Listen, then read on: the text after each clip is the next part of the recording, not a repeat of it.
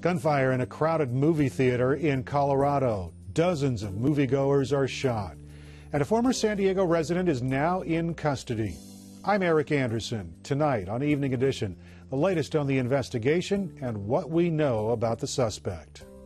I'm Peggy Pico. Tonight on the Roundtable, after years of saying crime is down in San Diego, the police department now says it's on the rise and they need millions to fight it. Why some skeptics aren't buying it. Plus, how the Fed's proposed defense spending cuts could mean 30,000 less jobs in San Diego. Also tonight, the latest jobless numbers for San Diego and a scandal at the State Parks Department, sitting on a surplus while the parks were threatened with closure. KPBS Evening Edition starts now.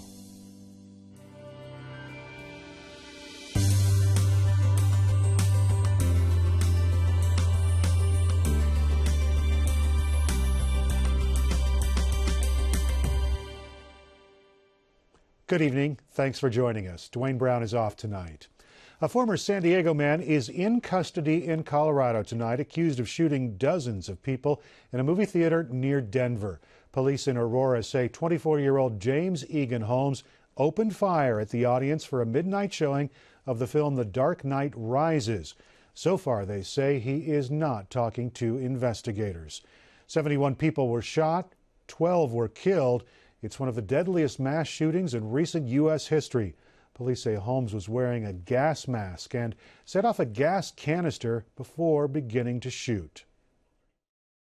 It took me a second to realize what was actually going on, and as people were running away, I hit the ground so I wouldn't be hit.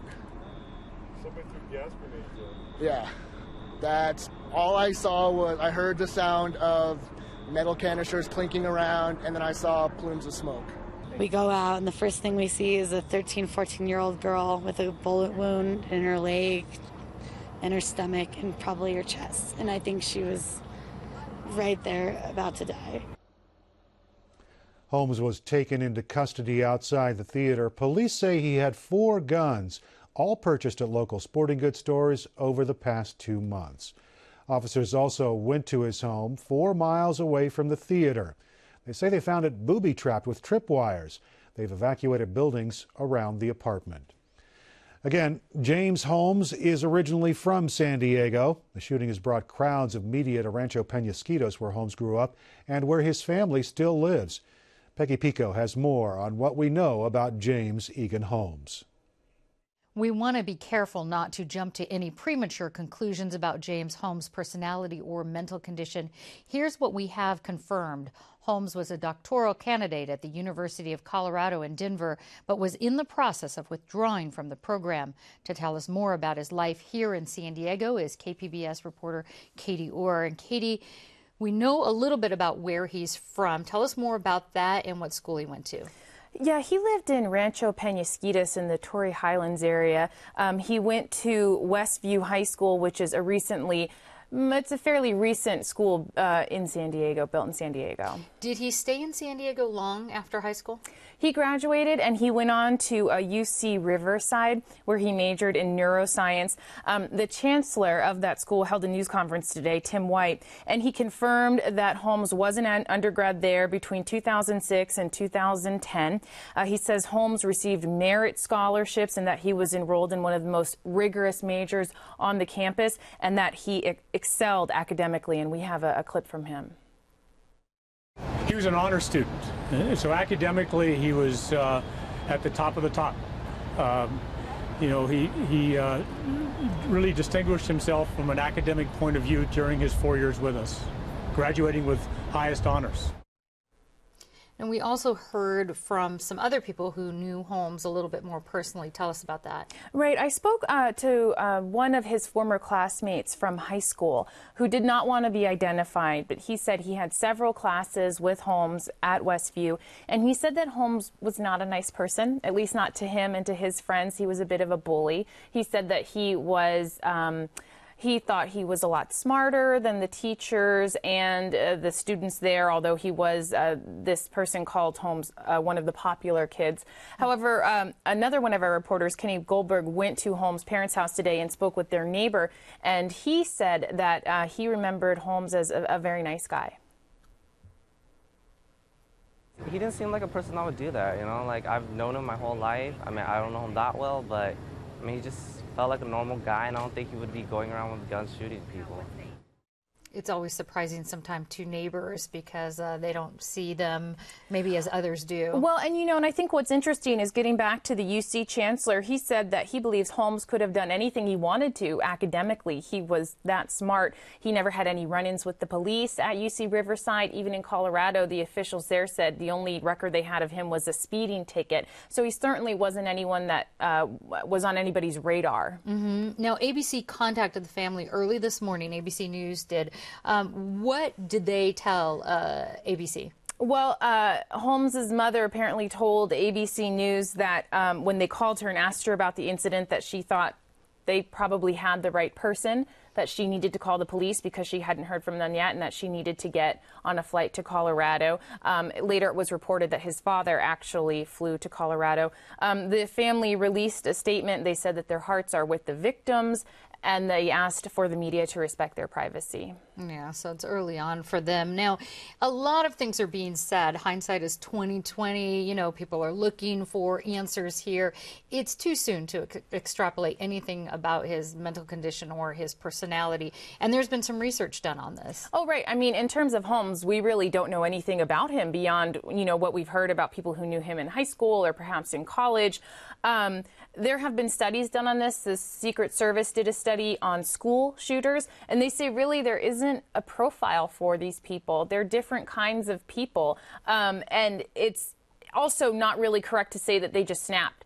The studies done show that these people don't snap. They plan these events over a long period of time, and at one point they just decide that, okay, today is the day I'm going to carry out this plan. But it's not like they're normal and then all of a sudden just decide to go and do something. This is something that has probably been in the works for a long time, as we can tell from the way he booby-trapped his apartment and all of those details that are coming out now. Right, absolutely. And police are being very clear about that this did look like it was pre-planned. The booby traps in his apartment were elaborate. They say it could take a couple days to get through those. Yeah, apparently. I mean, that's just what we're hearing from the news reports out of Colorado right now, but they're being very cautious about it, and they're emphasizing that as far as they know right now, he worked alone. Okay. Well, Katie Orr, thank you so much. We're going to have some experts on Monday to talk about this sort of profiling and are there any early warning signs to somebody who does do something like this. So thanks for talking to us. Thank you. San Diego Mayor Jerry Sanders is all too familiar with mass shootings. He coordinated police response to a massacre in San Ysidro back in 1984. 21 people were killed in that shooting at a McDonald's restaurant. Sanders says the Colorado shooting is a tragic incident, and he says he plans to call the mayor of Aurora. The shooting in Colorado isn't shutting down screenings of The Dark Knight Rises here in San Diego, but it is raising some questions about safety.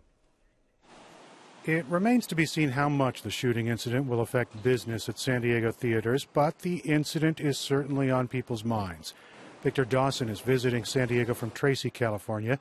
He worried about taking his family to see a movie, but didn't worry so much that he stayed away.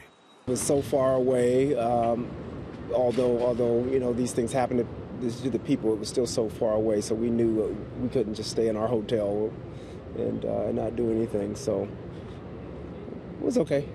And the challenging thing for a movie theater is their business relies on people coming out to the theater.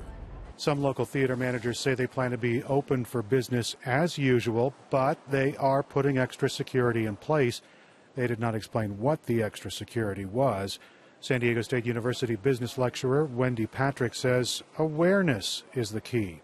People need to pay more attention, and that's common sense. We all know that. But that actually is the answer both to what can businesses do to protect themselves and their customers, and what can we do to protect ourselves and our loved ones. Detroit native Brad Carroll says it's a tragedy, but it won't change how he lives life. I'm going to go to the restaurants, the bars, theaters, places I like to go, and you know, obviously if something like that happens, it would be unfortunate for me, but I'm not going to change you know, the way I like to live my life. AMC Theater says it is reviewing its security procedures after the shooting. AMC is the nation's second largest theater chain with 5 movie houses here in San Diego County. The company says it's actively working with police to make sure that its theaters are safe. Vista-based ULTRASTAR Cinema says it's asking guests not to come in costumes. A theater executive says anyone who does come in costume will be asked to change. ULTRASTAR is also increasing security, and theater workers will be checking the exit doors before a movie starts. The company says the shooting has not seemed to impact ticket sales. The studio that made The Dark Knight Rises has canceled ads for the movie. Warner Brothers also canceled its premiere in Paris, and the studio has pulled trailers from another upcoming movie called The Gangster Squad. The trailer included a shooting at a movie theater, and CNN reports the trailer was shown at the theater in Aurora before the shooting. Warner Brothers says that executives are saddened by the incident. The tragedy also impacted the presidential campaign, with both sides pulling their negative commercials from Colorado's airwaves. There are going to be other days for politics. This, I think, is a day for prayer and reflection. Today is a moment to grieve and to remember, to reach out and to help, to appreciate our blessings in life. That was President Obama speaking in Florida, and Mitt Romney in New Hampshire. Both campaigns have canceled activities over the next couple of days because of the shooting.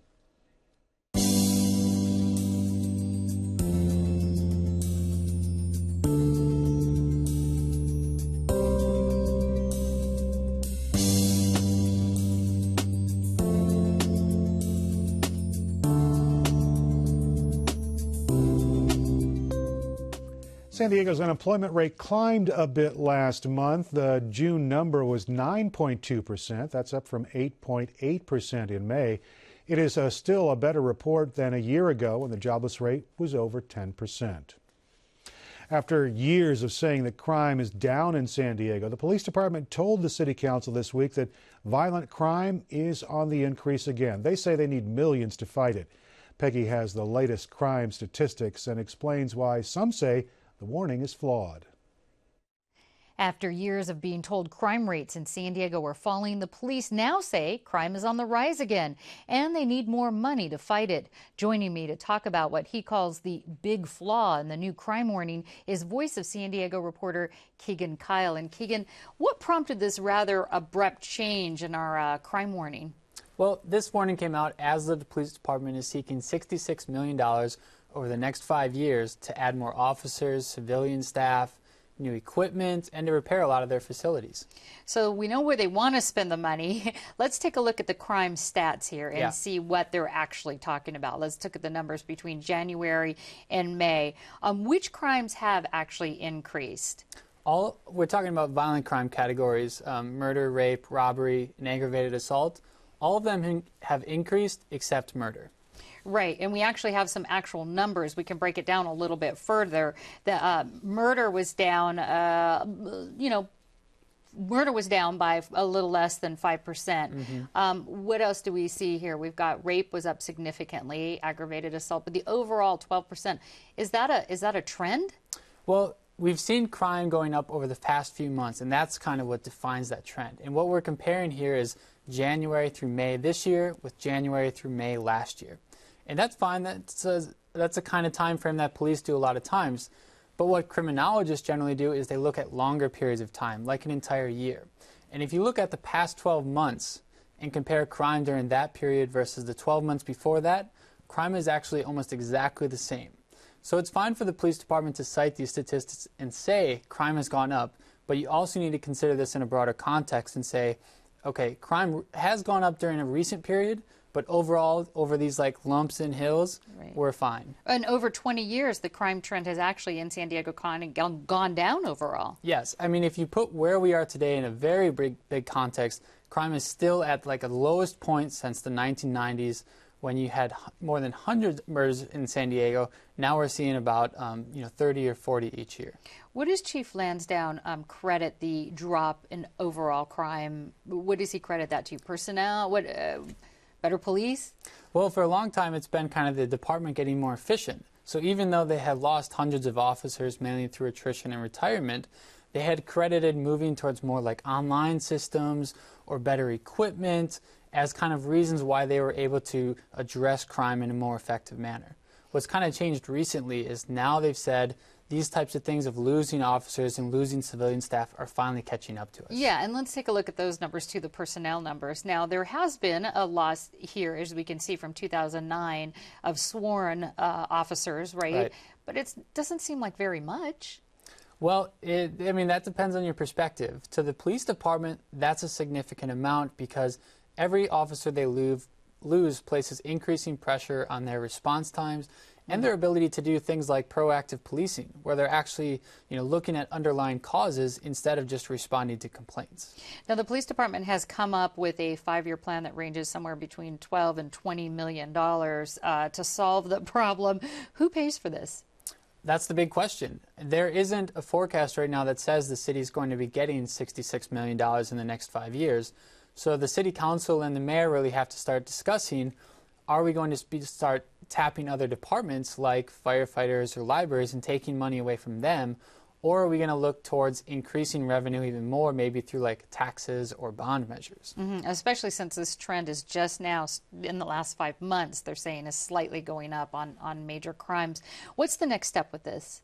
Well, this is kind of the beginning of the discussion. The city council saying, we recognize these needs and now we need to talk more about money. So that's really going to continue forward. You're not probably going to see a vote on setting this out for a while, but there will be that discussion. Do you expect to see more crime statistics ferreted out in different ways because of this? Yes, I think that, that'll be a major point of the discussion always with police department is how is crime changing, how it will be impacted if we invest in more officers. All right, Keegan Kyle, thanks so much for talking to us. Thanks. San Diego city workers have won the bid to run the Miramar landfill. Mayor Jerry Sanders says the deal will save the city nearly $3 million a year. City workers are now 4 for 4 in San Diego's managed competition program. Voters approved it 6 years ago in an effort to save money. The company behind the Quail Brush Power Plant is going to the San Diego City Council trying to get a zoning change for the project site. Yesterday, the Planning Commission turned down that request. Cogentrix Energy wants to build a plant near Mission Trails Regional Park. Opponents say the site isn't suitable for a 100-megawatt power plant. A North Carolina congressman says the Marine Corps covered up problems from tainted water at Camp Lejeune. Democrat Brad Miller says documents released this week show the cover-up has been going on for 30 years, with Marines and their families getting sick and even dying. The Marine Corps says it has no comment on the documents or on pending legislation to provide health care for those affected. The water was allegedly contaminated by dry cleaning agents and other solvents from the 1950s until 1987. Health officials believe as many as 1 million people may have been exposed to the contamination. If Congress can't agree on next year's budget, San Diego will be among many cities that face massive defense spending cuts. Peggy and her guest have a look at the potential jobs impact. Military spending, including defense-related civilian jobs, has boosted San Diego's economy for decades, but there's differing opinions on how much automatic cuts to federal spending will impact our community. John Warren, editor and publisher of San Diego Voice and Viewpoint, is here to help sort out some of these mixed messages. John, it's estimated that San Diego could lose up to 30,000 jobs if these automated cuts go through. What kind of jobs are we talking about? Well, I think we're looking at across the board. We have the defense jobs, for instance. We could have losses at North Island. We could have losses with MCRT.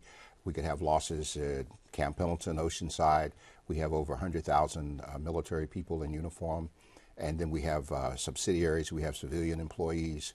And so we see a trickle effect that would reach into many, many homes. That's kind of the glass half empty approach. Some people are saying there's a new focus on the Asia Pacific, and that could actually end up, if we get these cuts, the new focus could help boost jobs. Well, yes, some people are saying that. For instance, we were slated to receive a 3rd aircraft carrier for this area. We don't know if that carrier would go elsewhere, but we do know that if there's a greater emphasis on the Pacific Rim, then there would have to be more resources pumped into San Diego, since we are the key springboard for that area. We just don't know what that would mean or how many people or how it would it would materialize. So first the cuts and then perhaps the focus. If it goes that way, If it goes that way. The automated budget cuts are called sequestration. Yes. What does that mean exactly? In effect, it means that for all of the federal spending that we will have a 10% cut across the board in every area under the Budget Control Act of 2011. And so that means that in the military, for instance, within the Defense Department, $492 billion in cuts, domestic programs, another $490 billion. First year of 2012, $55 billion in defense. And so it would just be a clean sweep. So I think it's important to note this isn't just defense budget, defense spending that's being cut. It's evenly set up across the board. That's correct. The budget is intended to make these cuts over a 10-year period. And so the first year we know would be $55 billion for defense. We don't know exactly what that would be in terms of domestic, but we do know that unemployment would obviously go up with dollars cutting off. Right, with the loss of that. What are some of the other choices for, I'm assuming I do know there are some other choices besides these automatic budget cuts. Can you tell me some of those? Well, we've always had a choice. I mean, this whole thing started back in 2011 when we could not get a budget. The Congress is supposed to come up with a budget annually. And when we could not get a budget following the big crisis over the debt ceiling increase, then a committee was created, a super committee, and this super committee had a deadline by last Thanksgiving. It didn't make the deadline, and it agreed as a compromise to kick these changes in. So there's still time for the Congress to come together with the president and do something before January. Yeah, the super committee, I remember that. Yes. They couldn't get it, nobody can get it together with No. this budget. Mayor Jerry Sanders actually joined some other mayors from large cities in Washington earlier this week to say that he did not want these defense cuts to happen and talk about the impact in San Diego. Is that kind of, I don't want to say show, but does it really do anything? Does it impact the decision? Well, in this case, it does, because those mayors belong to an organization known as the U.S. Conference of Mayors. The U.S. Conference of Mayors carries a great deal of influence in terms of the Congress and the White House. And this is a time when people are running for congressional seats that are within the districts of the cities where these mayors are in charge in many respects. And so you will have an opportunity to influence elections locally. And you also have a battle going in terms of the Republicans trying to maintain control of the House, Democrats trying to pick up seats like we have here. We're trying to keep 2 Democratic seats. And so, yes, what the mayors say means a great deal because they can influence their local political structure. Oh, so they can, even if they're not, yes, even though Mayor not Sanders formally, will be. But yes, they can. Okay. Just really briefly, we're almost out of time here. We have, General Dynamics here. We get a lot of defense money that's not necessarily spent directly on defense products, shall I say it like that. Is that some money that could be cut as well? Oh, yes. We would lose dollars there. We have ship repair, shipbuilding, of course, General Dynamics. All of our contractors stand to lose something, and we don't know exactly how much, depending on the programs, what years. Many of these programs are multi-year programs, so we can't say in 1 year how much right away, but they would all be impacted. Greatly. All right, John Warren, thank you so much for talking with us. Thank you. Surprising news from the State Parks Department about its budget. It's been sitting on a nearly $54 million surplus for years, possibly as long as a dozen years. State parks have been threatened with closure because of budget cuts. Private groups have raised money to keep those parks open, and news of the surplus has led to the resignation of the state parks director and the firing of one of her deputies. The state attorney general is now investigating. In the middle of budget cuts, California lawmakers are also handing out pay raises to their employees. More than 1,000 legislative employees got raises in the last year, some as much as 10%. Senate spokesman says they were merit raises, and he says they came after several years of pay freezes and pay reductions.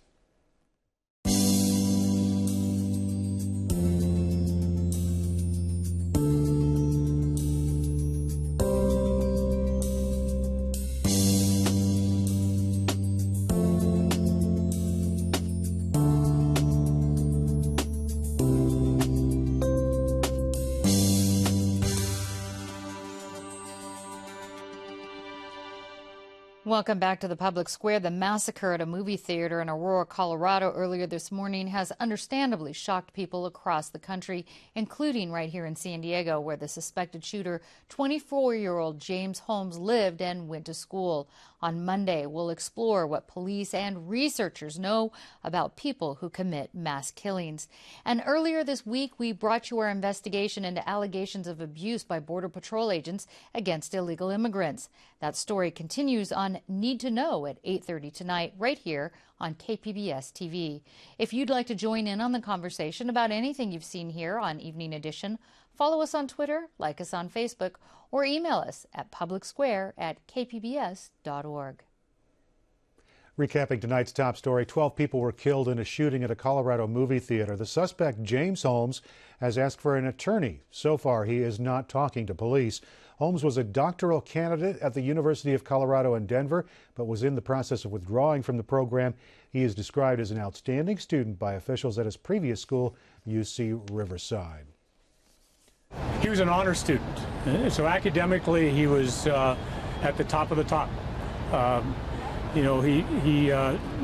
really distinguished himself from an academic point of view during his 4 years with us, graduating with highest honors.